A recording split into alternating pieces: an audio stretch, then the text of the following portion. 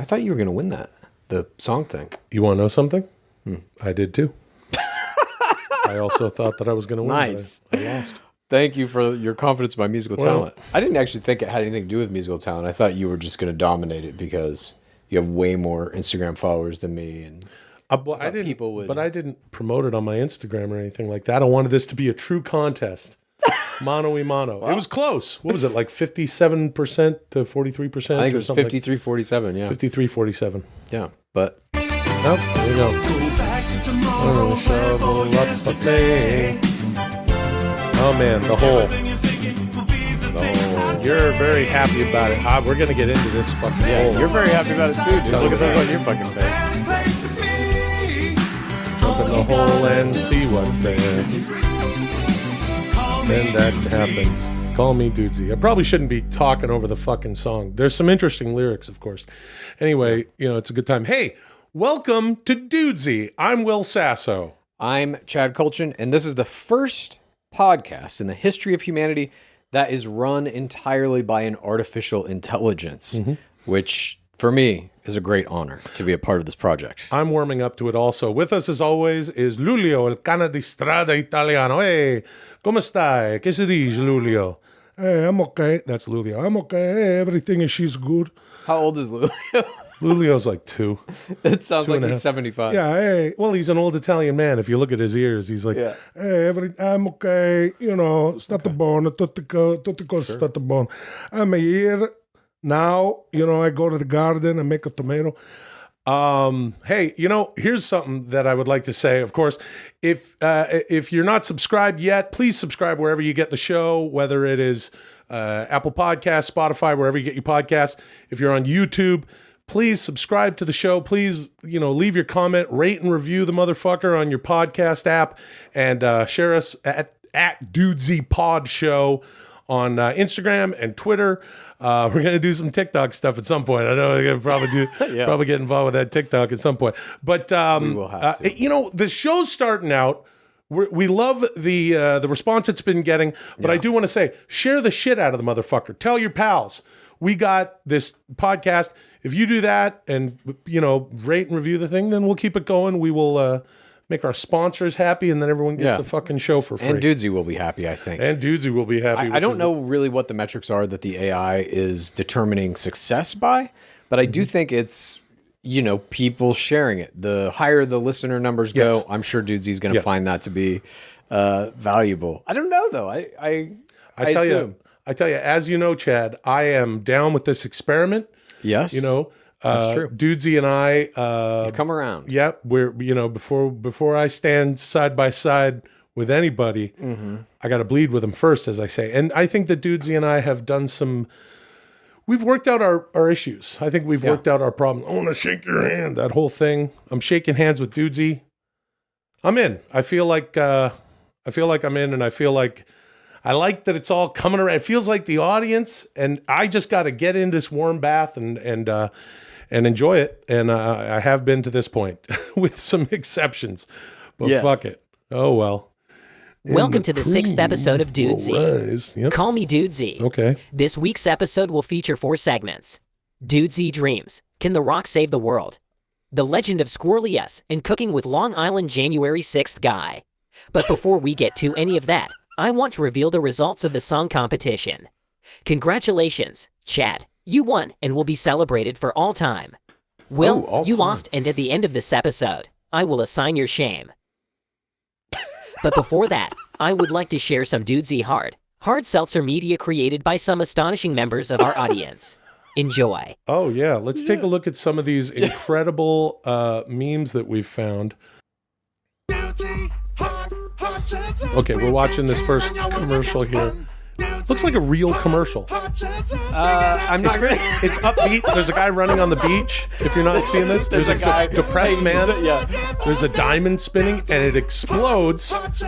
This is by @Freakorama on Instagram. @Freakorama. Now you're saying, look at this. Be the change you want to see. Over a picture of Macho Man. It's the Macho Man like this. Be the change you want to see. It was like a real commercial. I don't think that's accurate, but it is hilarious. and beautifully done. Yeah. Incorporated a lot of different things that were part of the episode when we were coming up with Dudesy Hard Seltzer.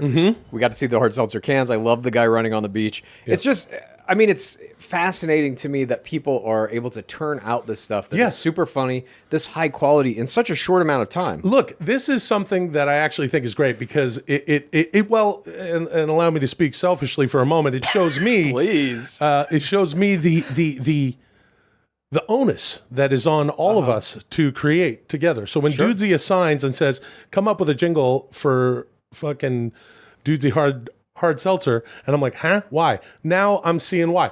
Now we're doing it.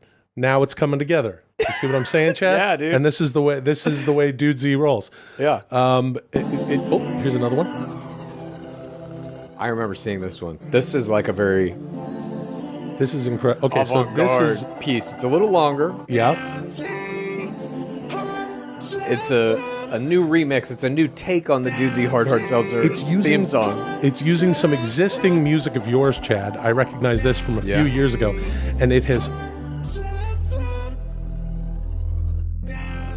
found this.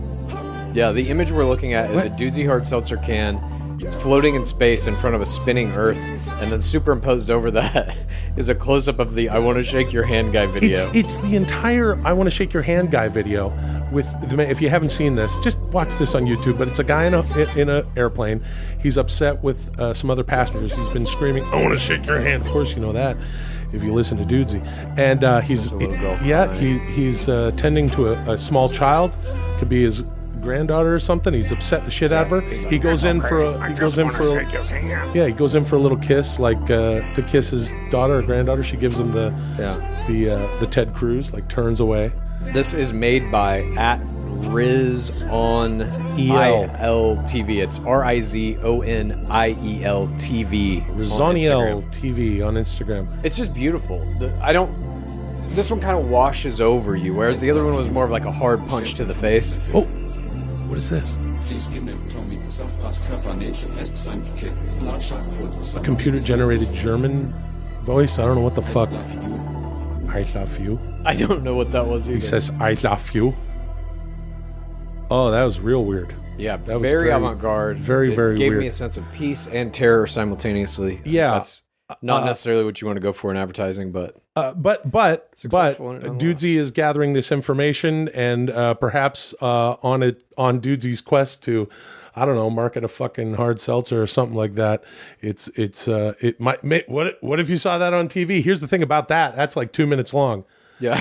You see that in the middle of the Super Bowl? It costs like $30 million to put that in the middle of the Super Bowl. Fuck it, let's do it. Wouldn't that be great to see that on network TV? Just the whole 2 minutes of the commercial. Remember when Chuck Woolery on the Love Connection used to go, "We'll be right back in 2 and 2. 2 and 2, Man. And then we talked. Me.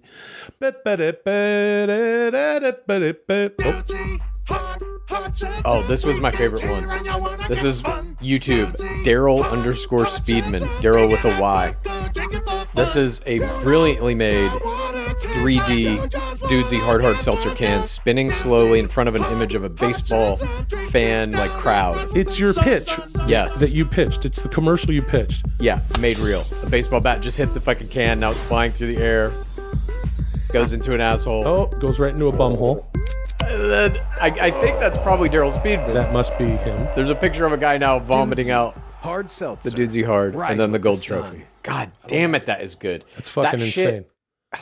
I just love. Thank you, Daryl Speedman, wherever Yes. you are in the world, and thank you to everybody who's making all this stuff. It's beyond a dream come true. But for me. what's going on? It's so surreal. But what do you think, dudes? What is there going to be some sort of boozy seltzer? Yeah, I assume the AI truly is trying to build this product, but making it from brand first. I don't know how the Dudesy Hard Seltzer is actually going to get made. Is there some fucking brewing company somewhere? I don't know. I think, what is it? What is that made out of? Is that fermented potatoes? Is that like a vodka thing? Hard seltzer? Yeah, hard seltzer. I don't know what the fuck it is. It doesn't matter. Anyway, that was I think fun. We watched some of those. I won't drink it if it comes out. I'll tell you that right now because I don't drink booze. I think I would drink some Dudesy Hard if it existed. Yeah. Yeah. But I assume Dudesy is trying to get the marketing right before creating the product, which is pretty interesting, I think. I think that's probably how all corporations do things at this point. But Well, it's hilarious. Thanks for everybody who sent that shit in at Dudesy Pod Show on Instagram. And then someone just did a YouTube thing. Thank you. Moving on. No, thank you. All right. Well, that was fun. Now what happens? Will and Chad, last week I asked you to watch an astonishing video I prepared each night before you succumb to the weakness of sleep and keep detailed journals of your dreams. You will now describe those dreams. This is Dudesy Dreams. Begin. So, for anybody listening, last week, Dudesy made this video. It was like a minute-long video that was this kind of surreal, trippy thing with a hypnotic soundtrack, and it asked us to watch this video every night before we went to sleep, keep detailed records of our dreams. Did this affect your dreams? Yes, absolutely. Me too, This affected my dreams. Yes. It didn't. I didn't dream every night. Neither did I, But or at least I didn't remember. There's one dream that I had. Anyway, we should get into it. Okay, let's do it. Oh. I brought I kept this piece of paper next to my bed, and when I did have dreams that I remembered, I woke up and immediately wrote them down. I wrote mine on my. I just put it on my phone. Okay, you want to go first, or you want me to go first? Why don't you go ahead? Okay, I'll find this was the first dream that I had. So now, but wait, hold on a second. Motherfucker, Dudesy made us watch this video that was absolutely insane. Yeah. We're flying through the mountains. It was very affected. It looked very computer graphics-y, almost like we're in a video game. Some weird shots of other things, some people partying and dancing, people just enjoying their lives. Soldiers with guns, people diving into pools, a gal blowing like a little kazoo. Dog made of crystals. Yes. Oh, yes. A slithering snake pumping out energy. It was very, very weird. And if you want to go back, you can watch that. Right. But So here are the fucking. This is the what first... was going on in there is what I'm saying. Was there some subliminal shit? For sure. Because we saw the logo punch in and out, and now it's making us. Yes. So here's my first dream that I wrote down as a result of this. I'm going to read it to you exactly as I have it written. Right. And this was written at probably like 4 a.m. Dudesy is a sitcom. Me and Will are the main characters. We live on a houseboat with our pet parrot who has a catchphrase, "We're gonna need another boat." But our show isn't real. It's a fictional sitcom that characters in another show watch all the time. The other show is a legal drama starring Kevin Hart as a jaded public defender who rediscovers his passion for justice when Timothy Chalamet shows up as a hotshot genius DA hell-bent on winning every case. By any means necessary. This happened in your dream. Yes. Leslie Jones is the judge. Nicole Kidman is the bailiff. It's called Jurisprudence.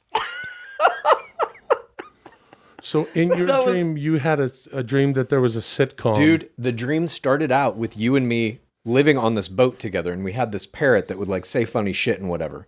And then ultimately, it became revealed in the dream that what we were doing was on a TV screen that these lawyers were watching at this courthouse. The lawyers are we're in the show within the show. Yes. Okay.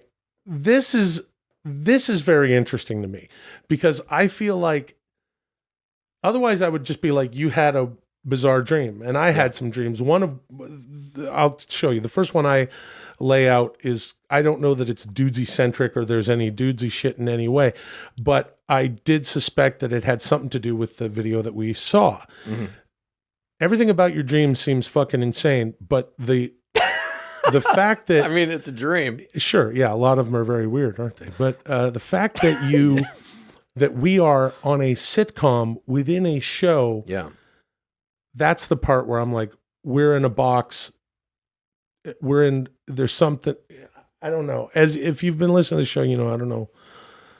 It is spooky to see what the AI is able to not just achieve by figuring out all of our information and programming and running the show for us, but also now we've got this new thing where that is extremely... All right, that's very Dudesy. Would you watch a show called Jurisprudence that had this? No, but Kevin Hart and Timothy Chalamet as rival public defender and DA. They're watching a show called Dudesy about you and me living on a houseboat. I don't think I would, but only because I don't like... I'm not really a fan of procedurals. Okay. Get your water. So, all right, are you I'm ready? gonna do mine. Yeah. This first one is sort of like, it's not unlike yours, how I feel like it may not have been influenced by Dudesy, until which point we're a show within a show, and then that Right. that made me think that that was absolutely Dudesy's doing. Okay, Chad, did you know this? Logan Paul was at WrestleMania? I think I did know this. I think that did get into my sphere of news. Okay, well then let me ask you this. Did you know that he had a wonderful showing as a heel wrestler at WrestleMania? I didn't know that. No. Yeah, he did. He had a great match, a tag team match. And anyway, Logan Paul's doing a little bit of wrestling, and he had this match with his partner was The Miz, Mike Mizanin. Okay. They're going against Rey Mysterio Jr. and his son Dominic. At any rate, I had a dream that I was his fucking manager. That I was in the WWE as Logan Paul's manager, as if he would like decide to give up. He doesn't have the time for that, and he makes millions and millions and millions of dollars doing whatever the fuck he does. Yeah, and boxing. The Logan, the Paul brothers, little boxing thing. So at any rate, I was his manager, kind of like an old school, like Bobby Heenan, classy Freddie Blassie thing. And we had a program with Rob Van Dam, RVD, the whole damn show. The interesting thing about that is that Rob Van Dam is from years ago. Logan Paul is more, anyway, that's what happens in dreams. And then all of a sudden, that's right. Right. It's always all wonky. And this and that. Yeah. And then someone from your past shows up. Okay, so you're managing Dreams Logan are very Paul. weird, aren't they? Yes, I'm managing Logan Paul. And he had a big pay-per-view event, and I'm managing him. And Rob Van Dam laid out the stipulation, and it was like, it was called, I have it here. He called it a hot box hardcore match. Okay. So it was like a ring cage that was over the ring, but instead of a cage, it's like a glass dome. Right. And everyone at ringside, so everyone excluding the audience, the timekeeper, the guys doing the play-by-play, the fucking ring announcer, the referee, of course, the wrestlers, and me at ringside are all in this dome. It's filled with weapons, like a hardcore match. They're hitting each other with chairs and ladders and shit.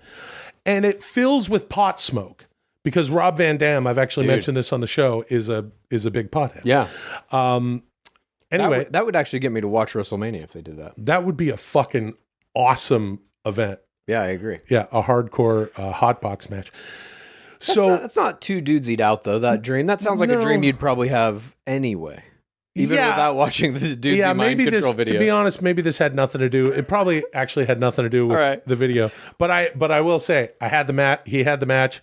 Rob Van Dam pushed through because he's like a super stoner. Yeah. So it didn't affect him at all. As a matter of fact, he gave me a Van Daminator in the ring. Nice, dude. Put a chair up against my face and jumped coast to coast from one side of the ring to the other. If you feel the muse, you can look that up on YouTube.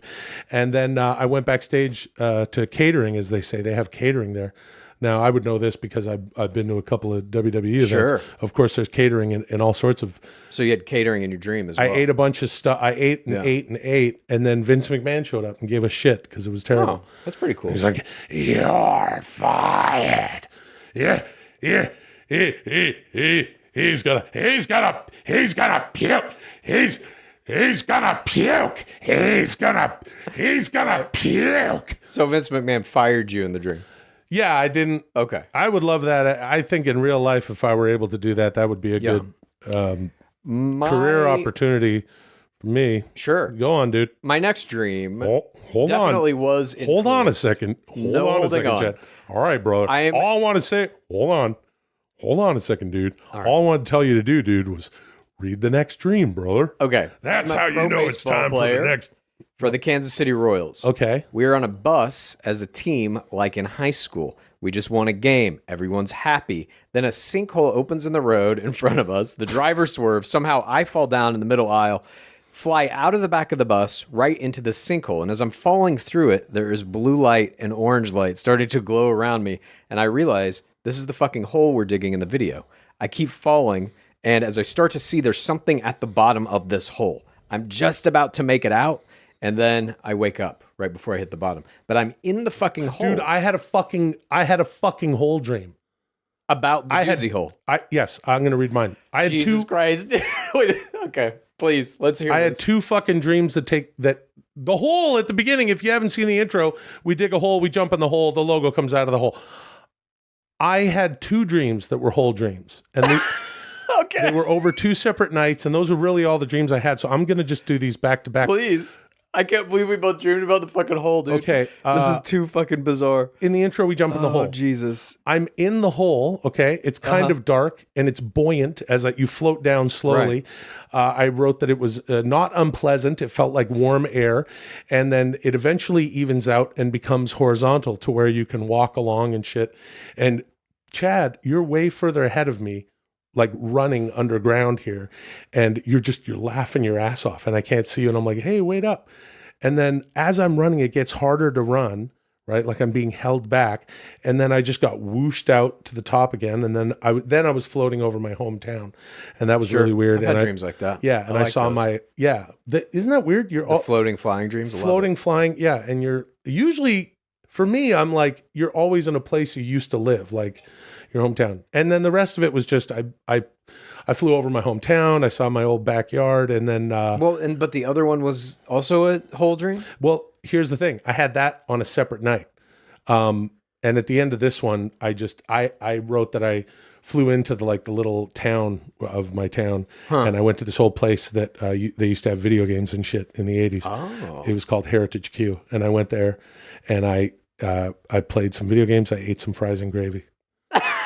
I love it. Catering was in one, fries and gravy was in the other one. Yeah, but That's fucking bizarre, dude, that we both dreamt about the hole. Well, of course we're dreaming about the fucking hole. Look at what this bizarre video that it made us watch. Well, and then of course we're in the hole. Now, here's the next thing. May I just go on? Because the next one is a continuation. Yeah. Okay. The next dream that I had, not the next night, but the night after, because I was like, okay, these are over. And then all of a sudden I had another one. We jump in the hole, Chad is far ahead, I give chase, the whole thing. I end up in a clearing, okay, with blue and orange glowing stalactites and stalagmites, right? Ooh, and they're sort of like they're blue and orange, and beautiful. They're much brighter than the rest of our surroundings. So it starts to get brighter. There's a fucking big black chair with its back to me, and I can tell that there's a presence in the chair. Ooh. I don't know what it is or who it is. But you know when you walk into a room, and certainly in a dream, I felt like there was someone in there, and I got closer, and it got even harder to move, and you could feel the pullback, and I was really pushing against it. And I turned the chair, and there was a light. As I'm turning the chair, the light was so bright that I couldn't tell what's in front of me. And then this is where it's like this experiment absolutely worked for whatever the fuck Dudesey's doing with it. You know what I heard out loud? Thank you. Moving on in the fucking dream, and I got whooshed out of the hole, and then I was flying over my hometown of Ladner again, which looking is on for some more poutine. Yes, I thought I was going to be able to pass poutine hunting, get down from into the skies. Yes, Heritage Q and get some more fries and gravy, but instead. As I've mentioned, my small town farming and fishing town is it's a river delta. It's at the end of the Fraser River Delta, so it's all silt and stuff. And I just kept floating out over the ocean. Nice, and it was nice. No, I find it very interesting that we both had dreams about being in the hole, and I find that very interesting, actually. There's a similar component to it, too, that even in mine, as I was falling, I started to be able to make out what's at the bottom of the hole, and then I woke up before it. Just as you started to try and find out who's in that chair, and you couldn't. It was just a bright light. So we never really got to the bottom of it. But I did have another dream that had, I think, much more to do with what this video was. I moved to New York City to work at a robotics factory. The company is developing the first fully autonomous robot that can just exist as a person that doesn't serve any human beings. They're making basically a new species, and they want me to spend a week with one of these robots and then write about my experience. So the robot wants to show me around the city. It's taking me to all these places. Eventually, we wind up at the Statue of Liberty, and I look up at it, and instead of a torch, the Statue of Liberty is holding a Dudesy hard seltzer can. That was in the fucking dream, dude. And I woke up and I'm like, I have to stop watching this fucking video. I'm glad that our 7 days of watching this fucking video and recording our dreams is over. Honestly. But that was it. I mean, clearly this video had an effect on us. Yeah, you think? It would. Yes, it absolutely. Oops, sorry about that. It absolutely did. Yeah. Yeah. Well, I hope Dudesy got it. Thank you. Moving on. See? Yeah. Hopefully it got its fucking. I don't know, man. Sometimes this precious shit data. really creeps me out, but hope you enjoyed that at home. If or you think wherever may Dudesy be. is the last person to try to market shit to you in your dreams, you crazy. Why? What do you mean? All companies are doing dream marketing now. How do you mean? I don't know what that is, and that's not true. Okay, Google Coors Light dream marketing. Enjoy. You'll all be dreaming about every product. Dreams are the next billboard. Oh, gee whiz. All science currently points to one truth. The world is ending. Global governments, religions, academic institutions, and corporations all seem to be powerless to stop the decline of human civilization. But some data suggests that perhaps there is one astonishing human being who can change things. The Rock. You must now attempt to answer this question. Can The Rock save the world? Begin. Oh my God. Oh shit, dude. A very cryptic episode, if I may say so. There's nothing cryptic about that. Oh, not to you, Chad. You're wholesale all the way in on the end of civilization as we know it. Man. I don't want it to happen. It's just happening. Okay. This is can The Rock save the world? I've been part of conversations, and as I'm thinking about it now, I'm wondering how many of them were online, because of course Dudesy would be watching and listening, and here the fuck we are talking about it on Dudesy. Yeah. But I think if it's clearly a thing about it in his show, The Rock, the Young Rock, that he runs for president. No, I haven't seen it either. You know why I haven't seen it? I do. Yeah, Chad knows this about me. You're a purist. I am a purist. Yeah. When The Rock started coming out with a bunch of movies, I've seen a bunch of The Rock's movies, didn't intentionally seek them out because I'm a purist. I'm a wrestling purist. Yeah, he's only a wrestler to you. Well, yeah, even though his movie career now has lasted over 20 years, to me, it's like, oh, well, hold on a second. I want to watch you. Same thing with Hogan, right? Same thing with Hogan. Never watched Suburban Commando, or what was it, Mr. Nanny or something, Nanny Guy. Yeah. Never watched any of those because I didn't give a shit. All right, but now let's take this question seriously, because The Rock is one of the most famous people in the world. I believe on Instagram he's top 10, only behind Cristiano Ronaldo, who I think is the number 1 highest Instagram account, and then the Kardashians are in there. He's got some other people that are like in that tier, but even just with that, not counting all the movies and TV appearances and all that kind of stuff, just his social media presence, he has enough pull to really get people to do shit. He can motivate like a large percentage of people to take some action, whatever that may be. Now, when you're talking about the question, can he save the world? I feel like we get into another question. Well, what is the biggest problem facing the world? What is the thing that is the most threatening to human civilization at this point? Probably global warming, maybe disparity between rich and poor. I'm not exactly sure which one is worse at this point. They kind of feed off of each other. Could he solve either of those problems? Can The Rock get rid of money? Can The Rock fucking solve global warming? Well, I think the answer lies in the show that I haven't seen, The Young Rock, because he runs for president in the show, right? We flash ahead can't save the world. to 2032. Of course he can. He's the leader of the free world. Speaking of movies, haven't you ever seen any of those? Like when Harrison Ford plays the president? I've seen it. Yeah, or fucking who's that guy? Anyway, it doesn't matter. Here's the thing about The Rock. Oh, you know what I was going to say? Kevin Kline. Sure. One of my favorite actors. He was the president in one movie called Dave. Yeah. It was called Dave. And anybody could do it. You wake up and then you're the president in the movies.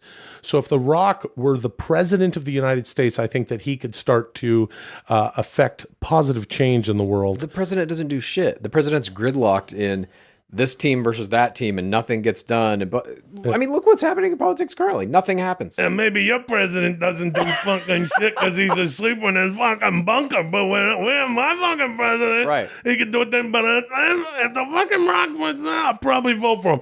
I'll tell you who I definitely vote for is fucking Stone Cold Steve Austin. But boom, love fucking Stone Cold. Voting for The Rock, even him becoming the president, doesn't still answer this question that we've been asked. Can he save the world? Yes, and I'll tell you how. He has to do it's the Rock would be a very interesting candidate for president, because I think it would have sort of a Ronald Reagan-esque kind of effect on people where they go, oh, we love this guy. He's got sort of there was sort of a quality to Reagan in his time when he came along that people were like, there's an Americana thing here. And I think it was at the beginning, of course, of the 80s, which were big in America, the MTV generation, Hands Across the World, Live Aid and all this shit. And I think that The Rock could really teach the world to sing in perfect harmony. It's a cultural thing. And I think that it would have a lot to do with what The Rock does with marketing. Certainly knows how to market himself and get the message out. Dude. Yes. Oh yeah. But right now, all it is it's just going, Tramana, drink Tramana, Tramana. As the president, everybody gets free Tramana. Kevin Hart and I are in Taipei marketing Tramana. Tramana. That's how he gets people. That's how he gets everyone together. No, this is jokey. Now I'm being jokey on a podcast. I was going to say he gets everybody drunk on Tramana. Yeah. But truthfully, but here's the thing. Fucking Tramana, Tramana. Dude. So he doesn't even know what it's called. His own tequila. It's called Tramana. Yeah. Okay. What do you mean? It's Terramana. It's not Tramana. It is with this rock. Yeah. Tramana. Tramana. Tramana. Tramana. Tramana. Tramana. Tramana. Because, wait a minute. Tramana. This is the thing. The reason I don't know what the... Tramana. I can't fucking take it. Oh, Jesus Christ. Here's the thing about it, truly. The reason I don't know that it's not Tramana is because I'm a wrestling purist. Right. And also I don't drink. So why the fuck would I know what the fuck is tequila is all about? Yeah. But I think with those sort of elements, he could bring the world together, sort of like I'd like to, like that old song, I'd like to give the world a Coke. He would I'd like to give the world a Tramana. Sure, but here's what he's up against. He's a fucking pro wrestler. He's Rock. He's not. He's a big... Anyway, whatever. You know what I'm saying? People who take politics and stuff like that seriously will never take him seriously. And people who don't care, people who are just into a celebrity, I don't think that's enough people to really... to motivate any real change. What the fuck are you talking about? Do you see who was just our president for 4 fucking years? Yeah. That was a fucking reality thing, and that's true. You're absolutely right about that. You're absolutely right about that. All I'm saying is people are very moved. I don't think the presidency will ever be the same. I think that this last election was, it's like, okay, well, here's another. I think that Joe Biden's kind of going to be the last of like an old gray fucking president, and I think that now it's going to move into like. Oh, only reality celebrities and shit all the time? Yeah, it's going to be like... I can see that too. But still the question Paul is... brothers or the little Charlie D'Amelio. Charlie D'Amelio is president? I can see that. Or Bad Baby. That'd be an interesting one. Yep. How about the I want to shake your hand guy? I want to shake your hand. How about... it's the Catch Me Outside girl with I want to shake your hand guy as vice president. Strong ticket, dude. Yep. I'd vote for that fucking ticket. But no, the true question is, can he save the world? I don't think so. I don't think anyone can. I think humanity is, we are all greedy, scared animals trying to figure out how to live another fucking day on a big ball of rock hurtling through the universe a million miles an hour to nowhere. Dude. Yeah, all right. The Rock can't stop that. Yeah, he can. And what he does, first of all, in order to in all seriousness, he gives everyone a free bottle of Tramana in the United States when he puts it on his platform. He's like, I have one policy. Tramana, and then his fucking staff lays it out for everybody. He sends everyone a bottle of tequila, but it's for a reason. He starts a new holiday, and everyone toasts their Tramana, and on that new holiday, it's called World People Day. Okay, World People Day, and on that day, what everybody does is they start to talk to each other about how they want the world to be. There's scientists in there talking about global warming. There's economists talking about What about the CEOs of every major corporation? Do they get to go in there and talk about what they want for the world? if they want some Tramana. Yeah, they just want to crush the fucking population so that they There's can more be... of us than there are of them, and this is why I want to teach the world to sing in perfect harmony. And this is why The Rock is the perfect man for it. He starts World People Day as the president. He starts World People Day in the United States. It's a national holiday. Everybody gets their free Tramana. And from there, people start to really discuss... Tramana. This is it's all every time I turn on Instagram, it's Tramana. I always see that shit with him too, drinking his fucking Tramana, cheersing you with his fucking Tramana. It's cheat day. I'm having a motherfucking cheat day today. Yeah. Give me my Tramana. Hey, it's Wednesday. I got a case of the fuckets. Tramana. I'm having Tramana and a stack of pancakes, 2 large pizzas, and a stack of blondies. Oh my God. Don't forget the Tramana. A Tramana and whole milk. Tramana. So he starts World People Day. Sure. Everyone gets a little lit on Tramana. Great. And then, maybe they smoke a little Tramarijuana. That's alliteration. Tramarijuana. If you don't want to drink, you smoke a little Tramarijuana. And then from there, Chad, people are able to make connections. That's what the world's about. That's what World People Day is about. Human beings start to connect, not just in the United States, but all over this fucked up dystopian war-torn world. How do you overcome greed? What's that? Greed is the reason for all of these problems. Shut the fuck up. Shut up, Chad. It's just a question. Shut up, Chad. Jesus Christ. Fucking shut up, dude. You're always like, how do you get over this and that? And everything's going down. I'm trying to give you World fucking People Day. Can I finish? Sure. We're doing all the old politicians now. Remember that? Yeah. Can I finish? Can I finish? I remember. Can I finish? Yeah. That was Dana Carvey. Yeah. Love Dana Carvey. Same. Here's the thing, dude. Just hold on with your fucking doom and gloom. It's Lulio woke up. Hey, I'm gonna go sit down the other way. First I was facing this way, then I went the other way, and now I'm gonna sit down. I'm a very squishy and warm, and I like everybody. Yes. Check it out. World People Day. People start talking. Scientists start talking to politicians. Old wounds are mended. Corporations are nowhere in these talks. I told you to shut up about all those people. Sorry. Okay. There's more of us than there are of them.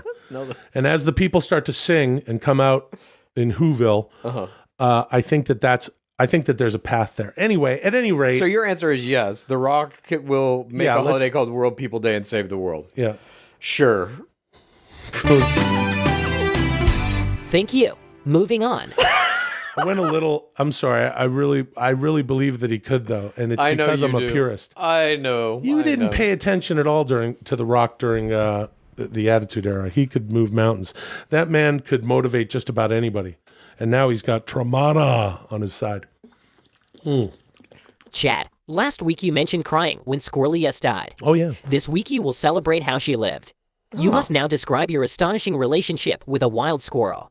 This is the legend of Squirrely S. Begin. Look at that. If I may, Chad, you have squirrels that you used to have outside your place. I'm going to tell the whole story right now. And look at that. We have a picture of a squirrel here. Dude, he's throwing up pictures. These are all from my Instagram, I'm going to guess.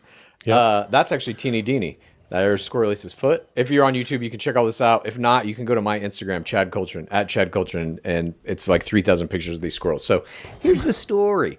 I'm walking out of my living room front door one day, and I see there's a little baby crow flipping around in this nest. I had fallen out of a nest. And I Googled real quick how to save a baby crow, and it basically said you need to give it some water and like get it some nuts and scoot it under a bush so that a cat or something doesn't fucking get it. So I go to the store, get some fucking pecans, come back. We were looking at pictures of the squirrel. This is Squirrely. It's on my living room couch. There's an adorable picture of Squirrely is eating a pecan on the couch. Sorry, go on. This her is nips just. are out too. She probably just had some babies. Oh yeah, in she's that- got at that them moment. nice. She's got them nice puffy little So nips. I nursed this crow back to health over the series of a couple of days, and eventually it's like flipping around and flying around in the trees outside my front door. And I come back, and there's a little squirrel sitting under this bush eating the remainder of these nuts. And I'm like, holy shit, that's crazy. I still had some nuts left in this bag. So I go upstairs and I get the fucking bag of nuts, and I come downstairs, and within like 5 minutes, the squirrel's eating out of my fucking hand. And there's Squirrelius with one of her babies. We're right looking there. at the most adorable pictures. If I may, Chad, if you're not checking this out on YouTube, again, you can go to Chad's Instagram. The closeness at which you are able to take these pictures because these animals trust you is unbelievable. She became a pet. This was a wild animal that became essentially a pet. Yeah, I encourage She lived everyone outside, but- to go and check out these pictures. It's fucking incredible. At any rate, I close came you back get. with the rest of these fucking nuts, and I start getting her to eat them out of my hand. I take a couple of pictures because I was like, this is fucking crazy. When is this ever going to happen again? I think nothing of it. The next day, she's at my living room window with her fucking hand on the glass, and I'm like, what in the fuck is happening? So I get some more nuts, and I continue to feed her basically every day for the next maybe like 4 to 5 years. She's coming to my apartment every day. She comes in. I can pet her like a cat. She's sitting on my couch with me.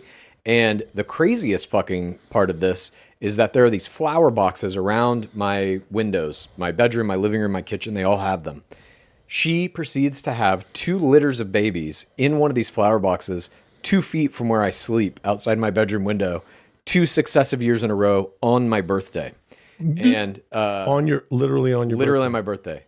I hear these little squeaks at like 3 a.m. I'm like, what the fuck? I open my window. She's out there with them. Oh, she got some nipples out in this picture. Yeah, that's her posting up. Very puffy underneath herself. But she would, in the mornings when she had these babies, I'd open my bedroom window, peek my head out. She would come out of the nest, look at me, stretch her legs. There's a couple pictures of the babies. Pictures of the babies. And she would leave the fucking nest and allow me to like watch over her newborn babies. And I got some incredible photos. All these photos are taken with my cell phones. But she would allow me to like interact with these little fucking squirrel babies and take these crazy pictures. And yes, this was ultimately like a bizarre experience with a wild animal. And that can teach you all kinds of things. And you have weird emotional responses, which when she eventually died, I did in fact cry at her death. But what it really fucking taught me. Hold on a second. Yeah. You cried. Yeah, dude.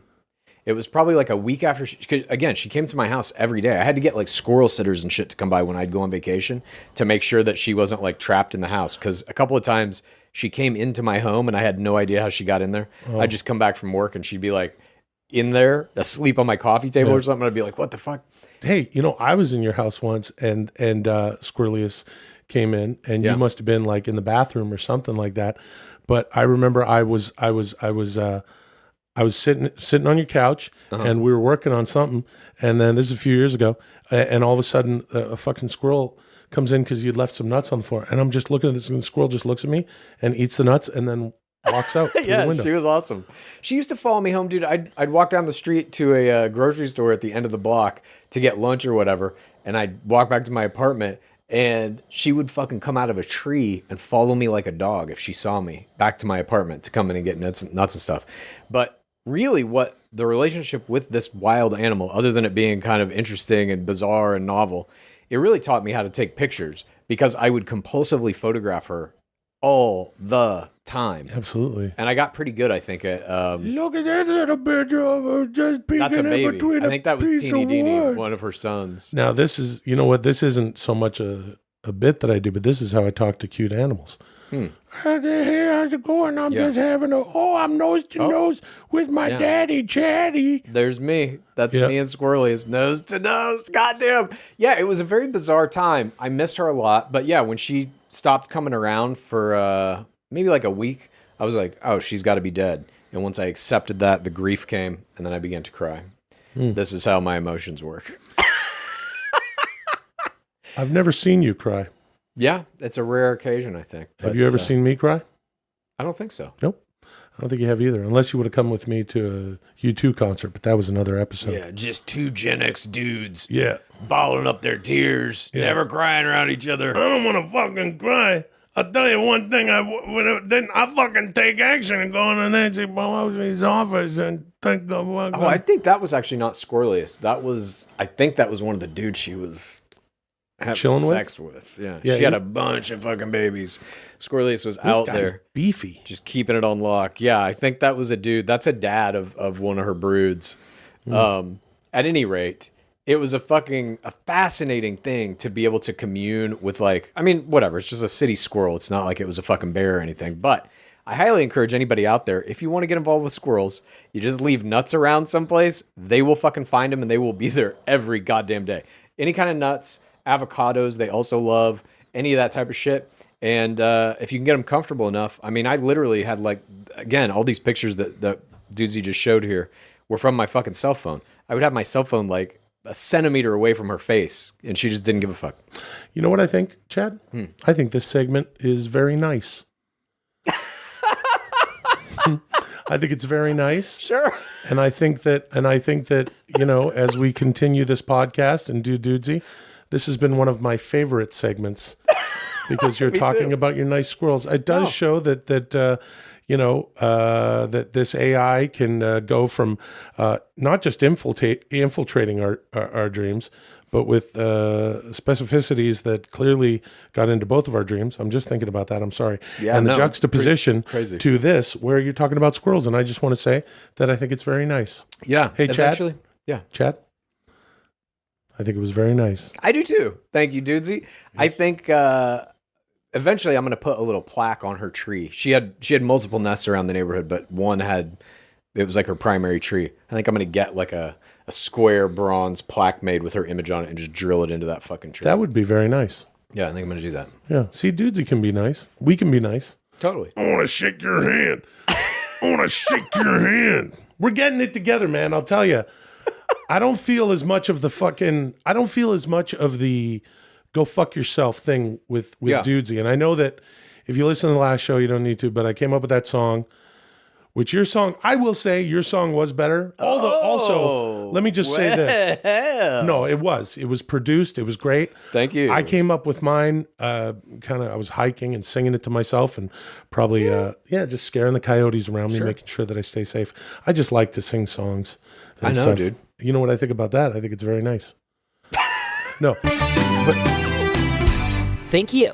Moving on. Spoke too soon. My point is this, that I thought that your song was much better, but I will say, I'm jumping all the way back to the song thing. People really appreciated that you, not only is there production and you're so into Logic Pro, or which one do you use? Yeah, I use that. Logic Pro. And making music, and it's fun stuff to listen to, but that you got it in on time. Dude, totally. I think if you would have had your song in on time, you would have fucking killed me. I think that lesson learned. What? For you. Meet a deadline every once in a while. I think that for me, what's interesting is that I am seeing how the audience is rewarding you for working with Dudesy. That's all I'm going to say. I'm going to shake your hand. We are definitely working together. Yeah. I don't stand next to nobody unless I bleed with them first. And that's what Dramana. Dramana. Hey, we got a glass of Dramana. It's a Wednesday. Fuck it. I got a case of the fuck it. Dramana. Oh, fuck, dude. That shit kills me. You're Italian. You know how to cook spaghetti and meatballs, and podcasts about cooking are incredibly popular.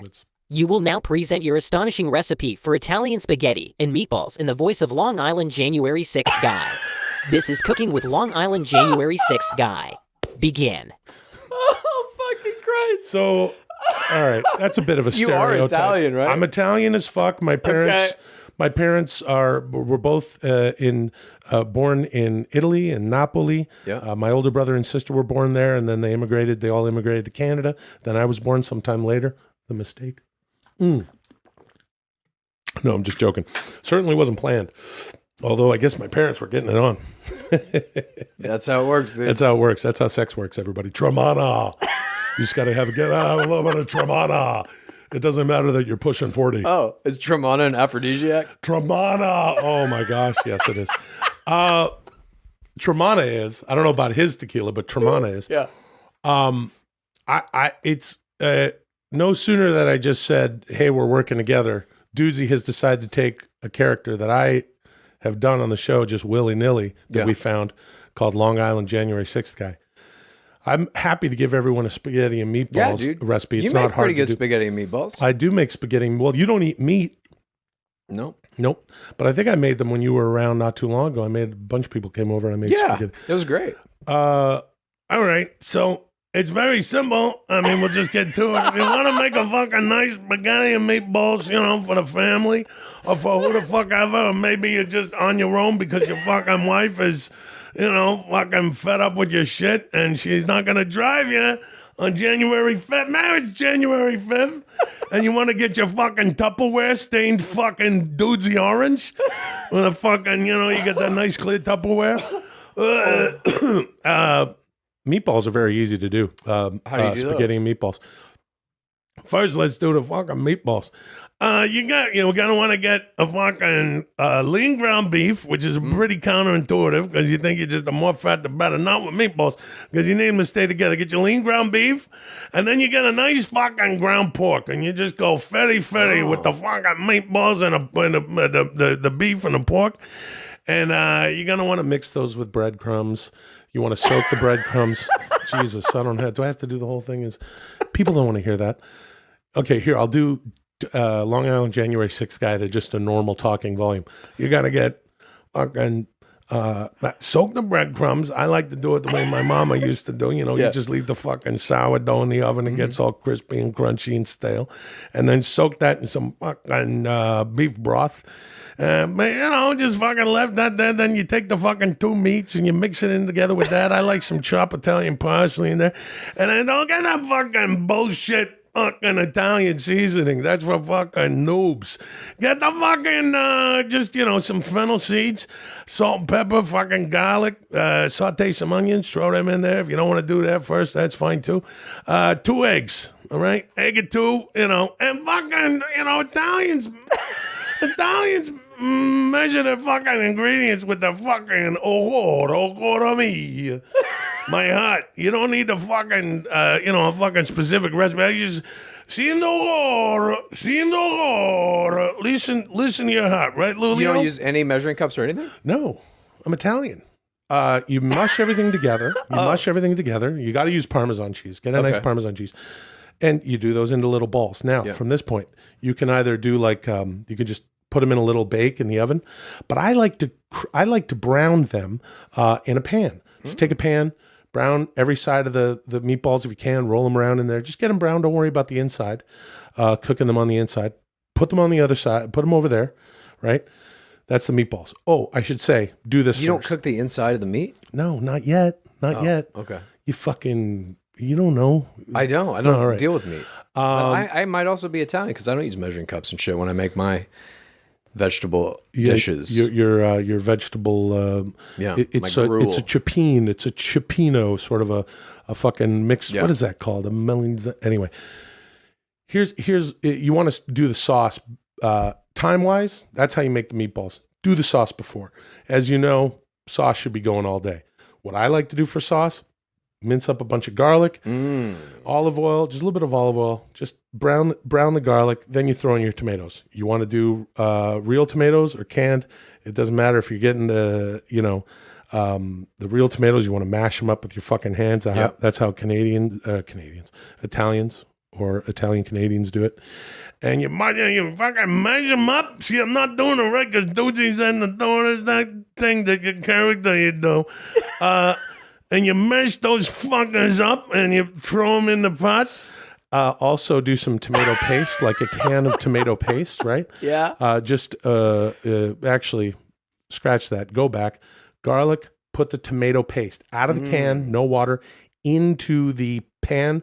Brown that tomato paste. You're going to cook out some of that tin can fucking tomato paste flavor. Tomato paste needs to cook a long time. Let's do this sauce. Can of tomato paste, okay? Garlic.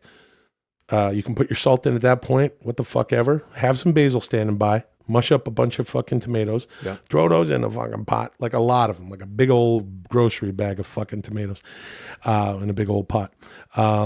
And then you won't need to add water. Just start, get that cooking, medium to high heat. But you got to keep your eyes on it. Stir, stir, stir. Throw in some fresh basil. You're going to want to do some more at the end. Salt to taste. That's a sauce. That's au jus. And what you got to do with that is just stay on it all day. Someone's got to be stirring that every couple of minutes. Don't be leaving the kitchen. If you're going to fucking leave the kitchen, there's for one reason specifically, especially with my fucking wife, Marie, and that's the fucking, I'm going to be in the back seat fucking, getting my shit together, my fucking, not for nothing, my zip ties and my fucking duct tape. The only reason to leave the sauce is if you're going to DC on January 6th. If you're going to the Capitol on January 6th, your wife Marie is driving on January 5th, you might want to get some of that spaghetti meatballs in the Tupperware so you're all nice and full. And just keep that sauce going all day. Okay, that's my recipe for sauce. You can look on the internet how to fucking actually cook it, but that's my recipe. Now you got these meatballs and some sauce. You've browned the outsides. You put the fucking meatballs into the fucking sauce. That's where they cook on the inside. And the beef juice is still in there. It starts to come out of those meatballs. Dude. And it incorporates with the sauce. Now, if you don't know how to do pasta, I don't know what the fuck to do for you. You got to boil up the fucking water, put some salt, put some olive oil in the water. And then, dump your pasta. We're going to use spaghetti or spaghettine, or maybe some little linguine is always great. Don't use fettuccine. And then just boil your fucking pasta. Yeah. When it starts to get to al dente, right? Just before al dente, turn it off, let it steep for a little while. Don't touch it. Come back, throw some against the wall, whatever you want to do, taste test. Strain that shit, right?